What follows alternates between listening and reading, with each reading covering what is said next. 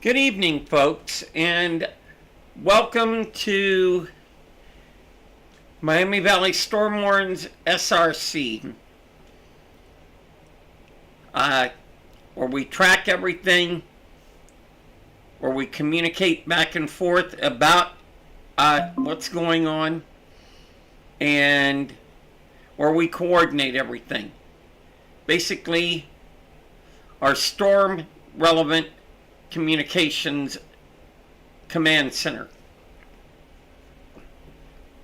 There's no severe weather going on in the area today, and not expected for a while. Of course, WCPO meteorologist, the chief down there, Steve Raleigh, Cincy WX Man on Twitter, X, whatever, said that Wednesday, we'll get rain, but nothing severe.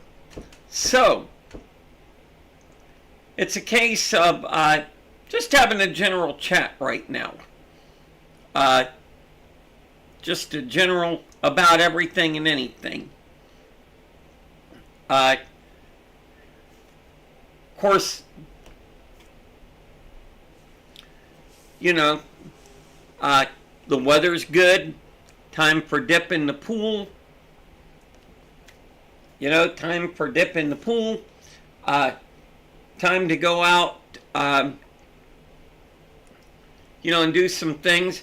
Saw some news on Channel 7 today on WHIO.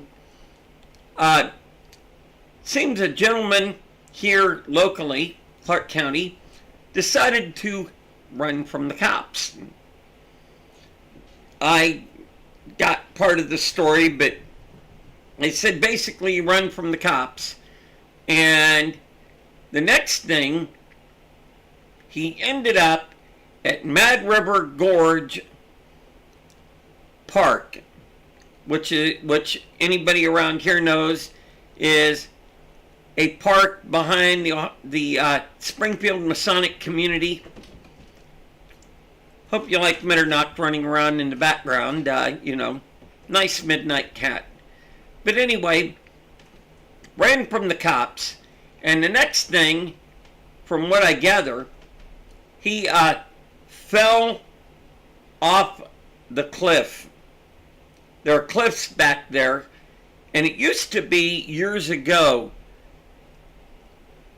Springfield Masonic community, when it was the Ohio Masonic Home, owned that property, and people would go back there and in effect illegally do rappelling.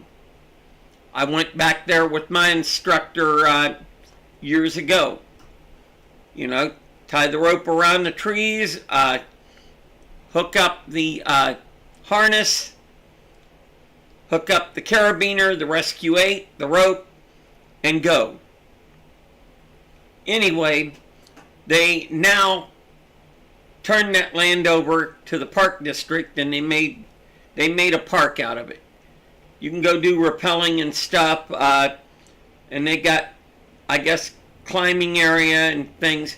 But anyway, in a nutshell, this guy fell, and seems that another person in the neighborhood, his dad come back and told him that, hey, some dude fell over the cliff.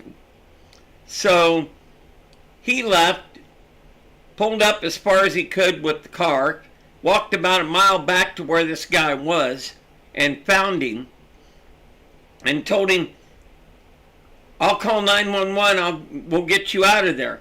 And the guy's yelling at him not to call 911. Of all things, don't call 911. And of course this guy didn't know why, but he called him anyway. And they come down there and they rescued the guy and got him out. And sure enough, they found out, mind you this, they found out that this guy is the one that run from the cops. So, just goes to show you, Clark County, Ohio it gets pretty wicked. Uh, Montgomery County's pretty wild too, but just the way it went. But that happened today, and such. Driving from Kettering to home, stopping in Beaver Creek at which, by the way, you ever get to Beaver Creek, Ohio, down by where Best Buy is, cross the street from Walmart? That which is awesome on the food, excellent on the service. I mean, I would wonder why they're not more busy than they are. I mean, they're really great on the stuff. And, of course, I make sure to tag corporate every time on X because, well, the two people that normally work in there, they're that great. I mean, honestly, and truthfully, I would rather go to Which than I would Jersey Mike's. I'm sorry, but, Jersey Mike's, they give you a little bit much on the bread. The portions are about the same on the meat, but the bread, I mean, Jersey Mike's bread is kind of like an Italian loaf, whereas Which is more like a baguette. But anyway, driving from there to home, got to see a few silly things while driving.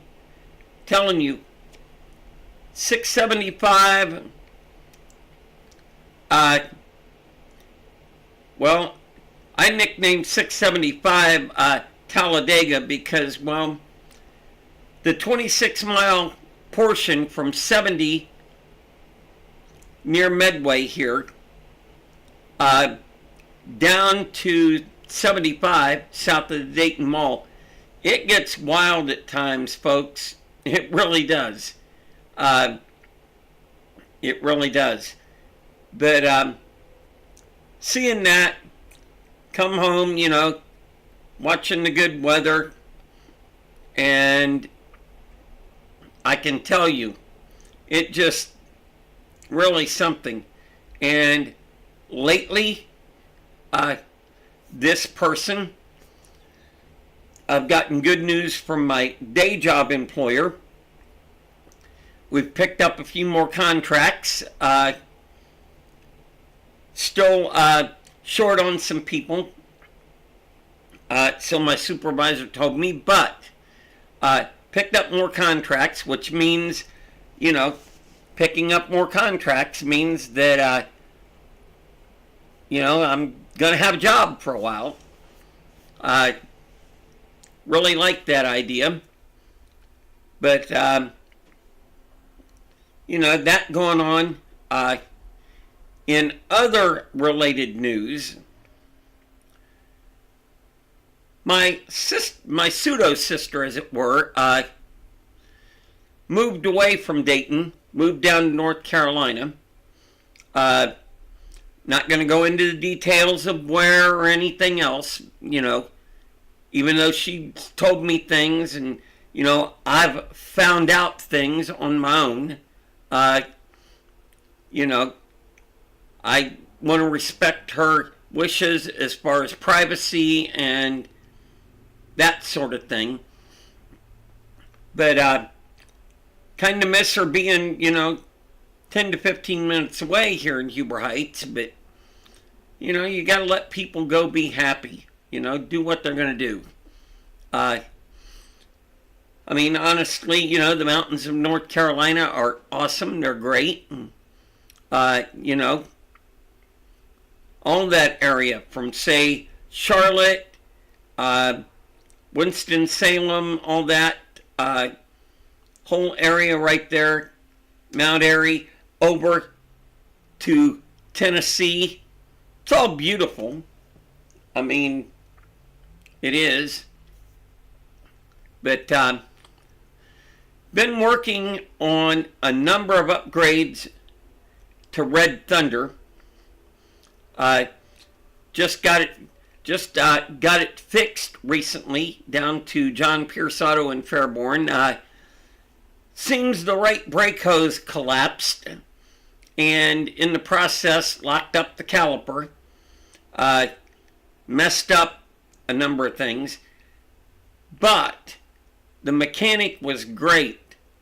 If you're ever in this area and need a mechanic, you got to go down to 808 South Central Avenue, Fairborn, because I took it in on Monday, and they had to order the parts and stuff. I mean, obviously, you're not going to have caliper in stock, but they got the parts, and by Wednesday afternoon, they had 2 calipers replaced, the rotors, the brake pads, had everything dealt with, and the great thing was the pads and rotors were still under warranty. They warrantied those out and got the vehicle back to working order. I'll tell you, these people in fixing my vehicle have been nothing short of awesome. You know, it's honest truth. They're that good. Also got to give a shout out to the Avis Budget place there in Fairborn, because I don't have credit cards. I did have and got rid of them, got myself out of debt. But anyway, this place they will rent to you with a debit card. So I went up, rented a car, Ford Escape for a couple of days, and honestly, driving that car was nice, but I have to tell you, I wouldn't want to own one of those. And the reason why is it has the lane departure system on it. At one point, I pulled my hands off the steering wheel going down 675. Pulled the hands off the steering wheel, and the car somewhat drove itself.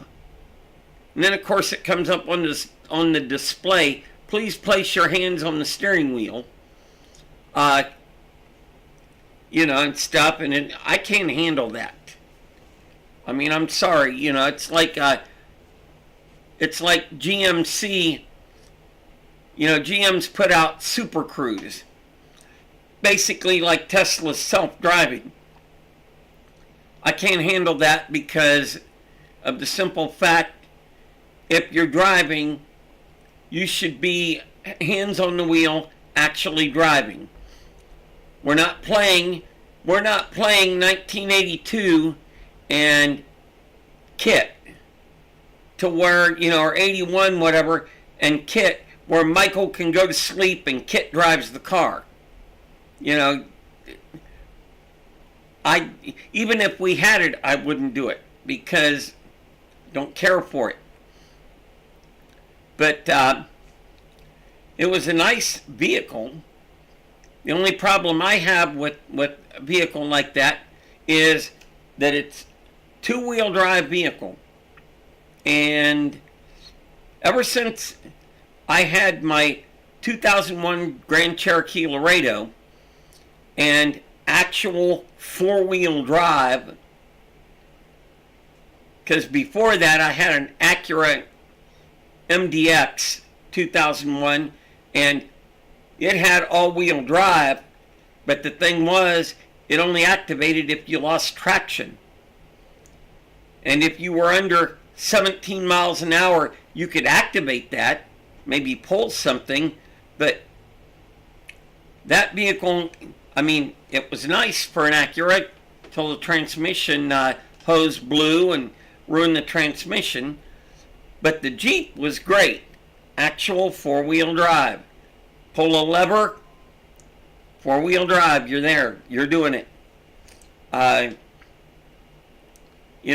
the truck that I have now, Red Thunder, my 2017 Silverado 1500, it's got four-wheel drive, but you know, it's I turn a knob. It's electronic. I'm just praying that never goes out, because when I bought it down at Jeff Schmidt in Miamisburg, got an awesome deal on it, but then, you know, kind of used my inner Neil Caffrey, you know, and talked the guy down quite a bit, because what Jeff Schmidt does, they have on their vehicles internet prices. You go on the internet, you look, you find the price, and in the process there's a price. If you want to buy that vehicle outright, you just go online, set everything up, buy it for that price. My problem with it was, we went down there and I had already picked out a GMC at Jeff Schmidt in Fairborn. Well, when we went down there to look at down there to talk to the salesman that my brother knew, we went down there, saw this vehicle, and there was a price on the windshield, and I basically asked him, so is that the internet price? And he's like, oh, no, that's not the internet price. I said, so in other words, if I go on the internet, I go to the website right now on my phone, I'm gonna see a lower price on this truck and such. And he's like, yeah. It's like, okay, so let's look this vehicle over. And I didn't really want a red vehicle, but you know, it looked really nice. And I asked him why the price was what it was, and he said, well, it's been on the lot 54 days, not been sold. They needed to move it. And I said, so what's wrong with the vehicle? And he said, nothing's wrong with the vehicle. It's certified pre-owned. It's just we haven't had anybody want it. So we looked it over, everything, took it for a test drive, come back, and I told Tim, the salesman, that it was a case of, do I need to go look up the internet price, or are you going to tell me the price? And told him I can go look it up real quick, but I'm not paying that price on the windshield. That's not happening. And he looked at me and he said, well, when you walked in with your brother, he says, I knew there was going to be dealing. And I told him, yeah, and I'm just as bad, if not worse. So they had a price at the time, $29,000. And, well, $29,000, like $500 something. And I told him wasn't going to pay that. And we started back and forth dealing. And finally he got up, walked away for a second, and I took a business card, wrote down the figure, $30,000 on the vehicle. 2-year-old vehicle. Wrote down the $30,000. He come back, we'd been talking, and he says, so, what are we thinking? I slid him the card, and I told him outright, that price, tag, title, every last expense, whatever it is, the total that I pay you for this vehicle is that right there. So figure up your taxes, your document fees, whatever, figure it up. You know, figure up how much those fees are and subtract it off of that price I gave you, $30,000, and That's the price I'm going to pay for the vehicle. I said, now, you go talk to your boss, take 5 minutes, 10, go talk to your boss. Tell him you got an opportunity to sell the vehicle.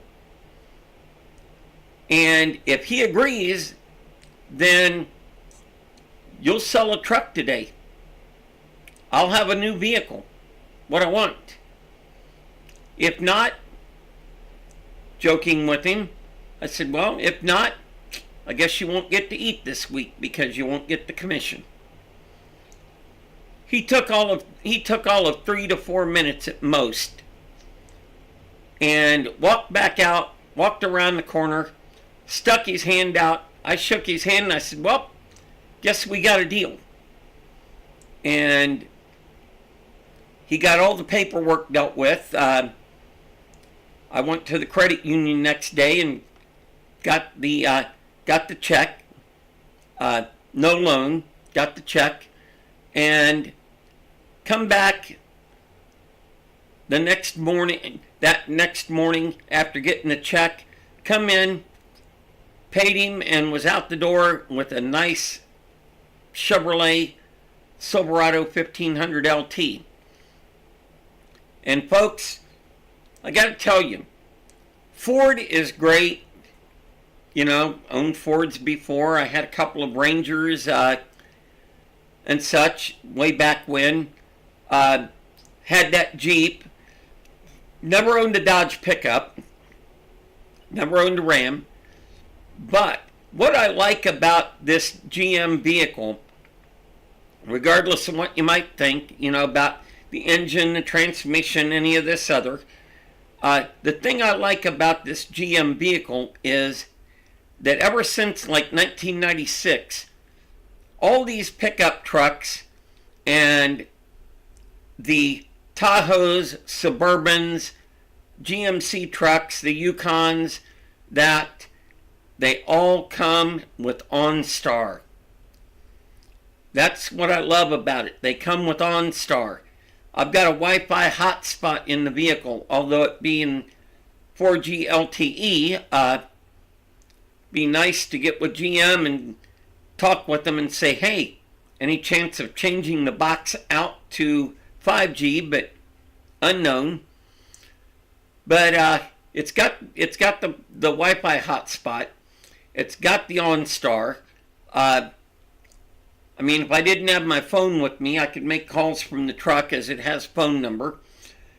But the other great thing is that the few times that I've come up on a wreck, and I watched one happen in Huber Heights here a couple years ago. Gentleman ran a traffic light, broadsided an elderly woman's Honda van, and then in the process did the thing of coming through, after hitting her, come through the intersection, spun around, backed into the KFC exit, and then left the scene. Luckily enough, my pseudo sister and I in the vehicle, she gets the license number. I get to look at the guy straight in the face, and in the process of this, he's driven off. The police get there. She gets taken care of by the medics. The police come over. The officer comes over, sees all my thin blue line decals, and we start chatting. And I tell him that my pseudo sister, as it were, has the license number. She got that and remembered it. And I can point the guy out. I give him a complete description of the car. And they later went over to Fairborn. They found him. And come to find out, his license was suspended, if I remember correctly. And he didn't have insurance. So they really put it to him. But this lady, it totaled her van. She ended up with a broken wrist. But the one great thing out of it is right when it happened, I reached up, hit the SOS button on the mirror for OnStar, and within 30 seconds, they're on the phone. OnStar, how can we help you? And I tell them they need to call Huber Heights Police and Fire. What's up? They ask if I can stay on the line. I tell them no, because I need to go out and check this vehicle and help this lady out, being a former firefighter EMT. So they get Huber up there pretty quick, and we get the woman helped. But this is one of the great things about OnStar, is having that and being able to hit that button, and get help. And granted, it runs through AT&T, so if I don't have AT&T coverage, it's going to be a bit of a problem. I know a lot of people have Starlink on their vehicles, but I can't really afford that. If I had far more money and the ability, I would work with someone like Mr. Dean Barry, to hook up some things, but I don't. And the thing is that the Wi-Fi hotspot, it's 4G, but at least it works, for what I need. So, it works for what I need, and if nothing else, the phone has 5G. I can leave the phone on the 5G and put the tablet and whatever on the hotspot. It all works out. But this truck has done pretty well. It really has. For 134,000 miles on it, and I got it when it had 28,275, this vehicle has worked pretty well. It's been in the shop because of fuel system issues, some parts. Some of it was warrantied by GM. And other than that, I had the problem with the brakes here recently. But other than that, and also, they had to fix the headlights, the HID lights, and the containers at one time because, of course, Taylorsville Road, I hit a deer September 2020. I've had the vehicle for a year and 2 months, and I hit a deer. The lucky part, I will tell any of you out doing storm chasing, the lucky part, I had a brush guard on the front of the vehicle, and the brush guard saved the truck. If you're going to go storm chase, in your Tahoe, your Silverado, your Ford Explorer, whatever, get a brush guard. Because the first deer or such that you hit, that brush guard's going to save the vehicle. It saved mine. I ended up claiming the deer, because that's what we can do in Ohio. Claimed that deer, got the meat out of it. The brush guard saved the vehicle, although it did crack the headlight containers and ruin the headlights. It's $4,400 that, yeah. But I digress. Anyway, it ended up, got the deer, got it dealt with, brought the truck home, and using the come-along that I wrapped around the tree, hooked to the brush guard, pulled it right back out. Everything's been great since. It'll save your vehicle. Because otherwise, I probably would have hit that deer enough that it would have set off the airbags and everything and totaled the vehicle. So, me having the brush guard, I'm going to tell you, it's just a great thing to have, folks. if you're out doing the storm chasing. You know, I know some of you are doing it in Toyotas and, you know, some of these Dodge Darts and Chargers and stuff. If you got a Charger, well, you can get your own form of brush guard. I mean, they sell that for the police cars, but like for the Kias and all this, well, folks, I'm sorry, you're kind of on your own. You know, but the vehicle, like I said, the vehicle's been through a lot, and it's survived really well. You know, if I get the money together to buy a new vehicle soon enough, it will most likely be another Chevrolet or GMC. Either a pickup truck, a Tahoe, a Suburban, or a Yukon or Yukon XL is what's going to be. Because GM has done great. Jay Schmidt, the guy that runs Jeff Schmidt Auto Group, you know, these folks have treated me right. They have. You're looking for a new vehicle, go see them. They got 3 Chevrolet dealers here in the Dayton area. They've got GMC dealer in Fairborn. They've got Nissan, Cadillac in Beaver Creek. You know, Mitsubishi in Fairborn. I mean, they're good. Never dealt with SVG locally. Steve Van Gorder, supposedly pretty good guy, but Jeff Schmidt has, like I said, they've treated me really right. So, you know, that. But we're looking to put some more live streaming gear in Red Thunder. Needing to get a tablet holder for the tablet.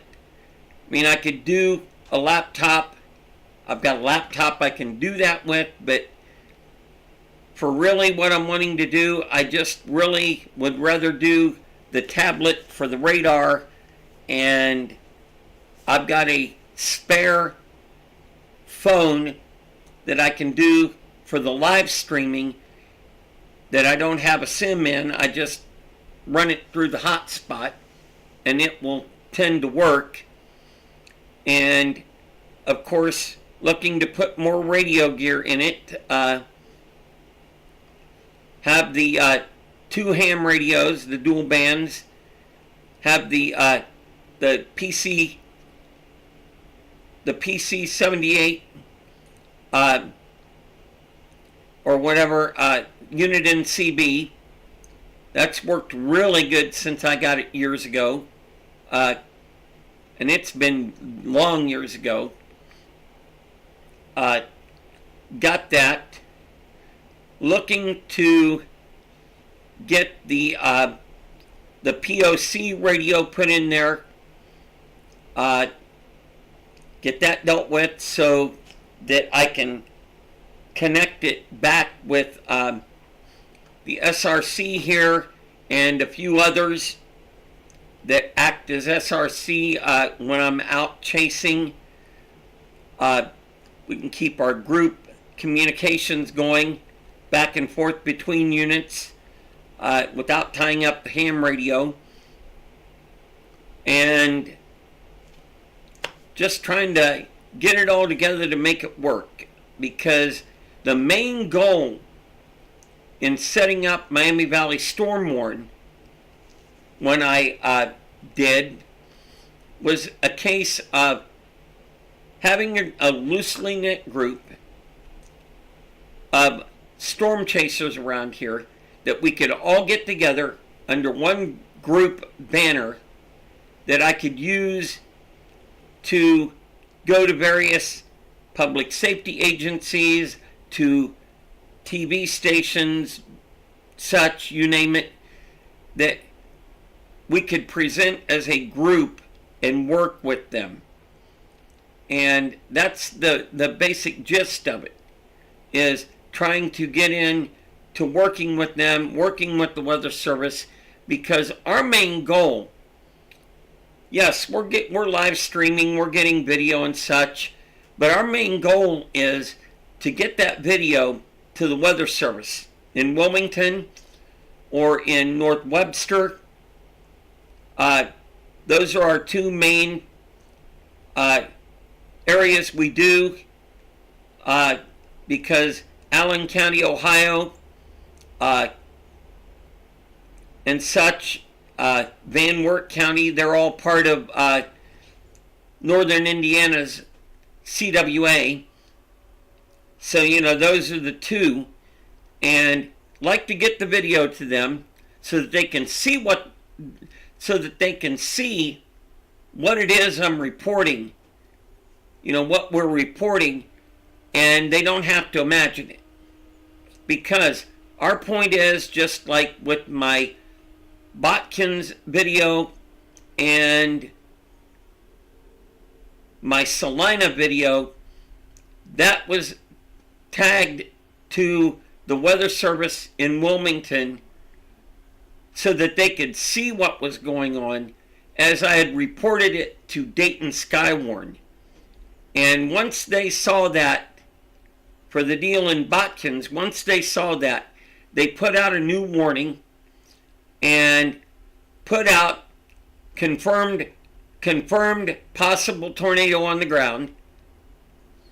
Saw the funnel but couldn't tell tornado because of the tree line south of Wapakoneta, but they put out a new warning, and anybody in Indian Lake that had a weather radio or their phone went off with the new warning, and basically they were told, you have a tornado coming, good, get out of Dodge.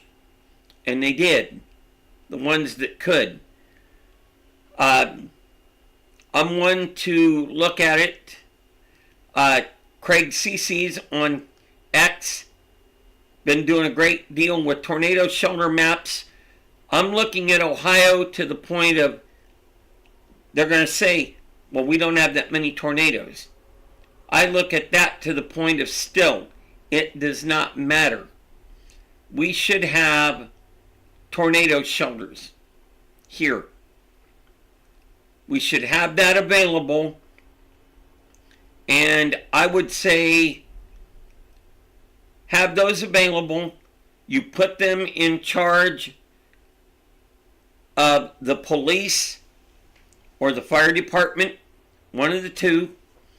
And of course, when the tornado warning goes out and they find out confirmed tornado, it's coming, it's simple for every officer to have the code, the keyless entry code, to unlock that shelter. They just dispatch a unit over there, they unlock the shelter, they let people in, everybody's safe. This is what needs to happen around here in the Dayton area, because honestly, we don't have any per se that happen like that. Not that I've seen in 24 years of doing this. I live in a mobile home park, and we have nothing. Basically, if the tornado warning occurs and it's coming towards here, which it hit this mobile home park in 2013, people here have nowhere to go, because, honest truth, it's a mile at least from this mobile home park, getting down to Route 4 and going north. It's at least a mile to get up to the Shell station, Wendy's, Taco Bell, on up to Park Lane, to Casey's, to Community Markets, to a number of places. We have no tornado shelters around here. I don't even know that the city of New Carlisle has those. And in talking with the Emergency Management Agency, which are Amateur Radio Emergency Services Group, we work closely with them. They've talked about the fact that we don't really have tornado shelters around here, and too many places don't have tornado sirens. The city of New Carlisle does. I believe the village of Enon does. The city of Springfield doesn't. I believe German Township does.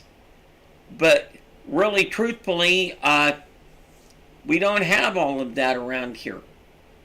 Now, I can tell you, Harrison Township and Dayton, I know they have that because of working there for almost 4 years.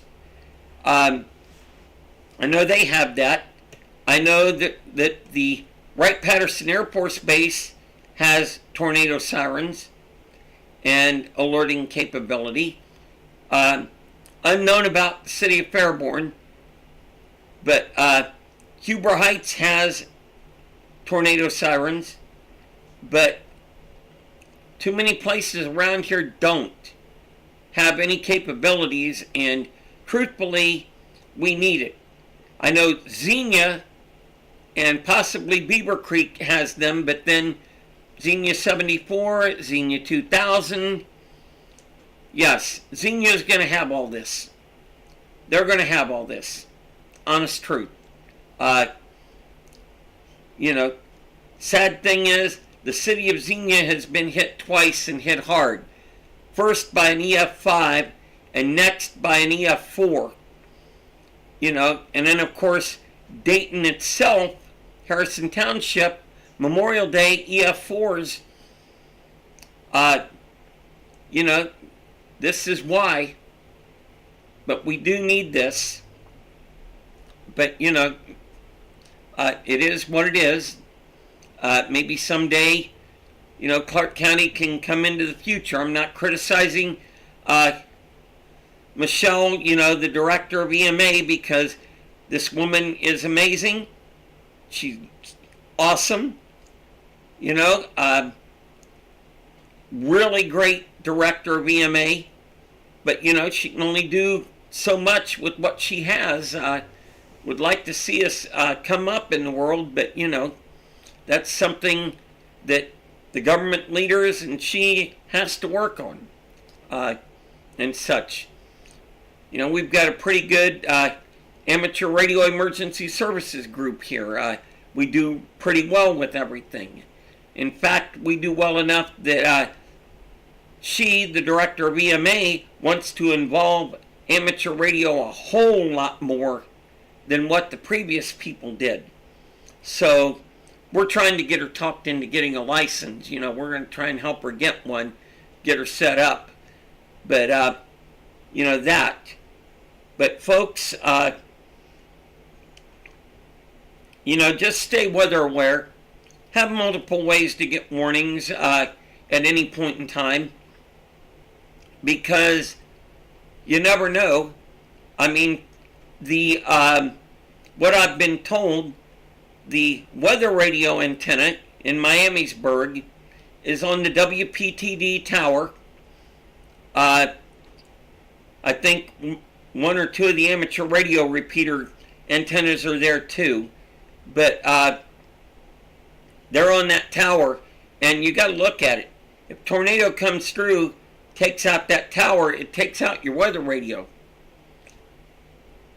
If the cell system goes down, well, you got it. You may not have it, but you may have weather radio. Make sure there's tons of ways to get warnings. And I can tell you this. You go to weatherusa.net. You go to ialert.com.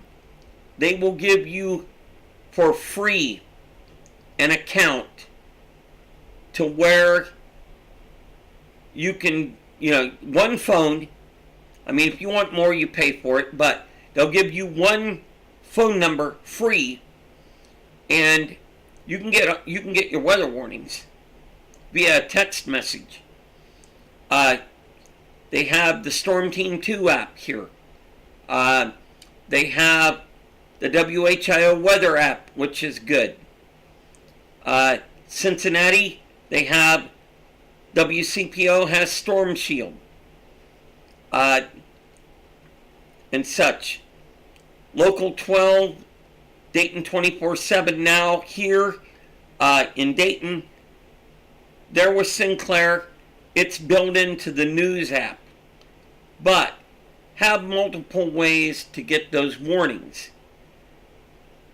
Because the sirens, unless you live right next to one, they're not going to help you out at 2 in the morning. So, have the way to get it on the phones. Have a way to get it on the weather radio. And along with it, sign up, see what your city or county does. Huber Heights uses Code Red. Clark County uses HyperReach. But they will call you. Put in your address, sign up the deal. They will call you. And they will do the thing of alerting you to that severe weather threat.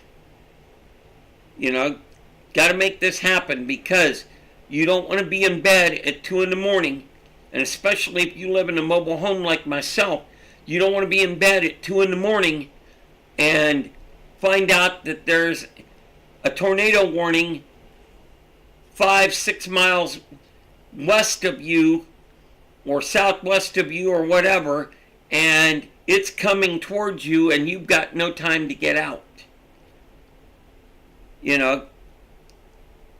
You need those warnings. And folks, with that, going to come to a close here. It's been nice having just a general chat with everybody. I've just been rambling on, but it's my random thoughts. Because I've got to get in the rack, because the day job comes early, and I need to be on that. Make that happen every day. Of course, it's a simple thing. Today's Monday. I've got Tuesday and Wednesday to go, and then see what the schedule says from there. But anyway, folks, have a great evening. Hug your loved ones. Live for God every day. And such. Not going to throw politics in it. We don't do that. Whoever you support is who you support. I don't care. Whatever you decide, that's between you and God. We make that happen. So, there you be. Have a great evening. And, as always, just remember our trademark tag. When it storms, red